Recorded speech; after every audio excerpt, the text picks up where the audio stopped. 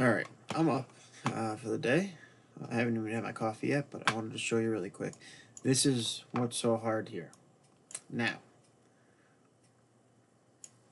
there are a few possibilities for this correction. Some people were thinking it could be a running flat, but it actually wouldn't be. This is still a zigzag. Let me show you. So we can have A, B, C.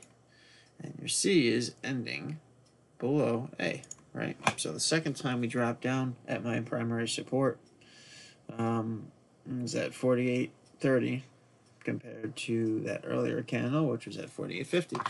So that's actually technically could be a complete correction. I'm still hesitant to think that it is until it gets back up to like 51.50. Actually, maybe even just if it can get back up above where that C wave even started, I might start getting more bullish. But I don't know. After the amount of movement we had up, I can't help but expect a much deeper correction. Either way, since I don't have an answer and I'm not exactly sure whether we're going to continue down right now, we're seeing some bullish activity moving us up. So for at least the time being, I'm working with the group. We're getting into some trades. But for those of you on Twitter, you guys do whatever you want. I'm not getting into any BTC pairs. I don't want to get into anything that's paired against BTC because if it drops 5%, 3%, 2%, I get stopped out in the middle of a 7 or 8% drop in BTC. I'm going to get absolutely hammered. So I'm only trading USDT pairs on Binance. That way, if I hit a 2% loss or a 1.5% loss and I get stopped out, my money's right back in USDT where it's safe and sound and I don't have to worry about taking on any more risk. Until I can get a little bit more confident with an analysis here, I'm going to leave it at that. I'm going to kind of leave it open-ended. It's possible I was wrong about that deeper correction right now, and we're going to get that later, but we'll come back and revisit and see where we stand.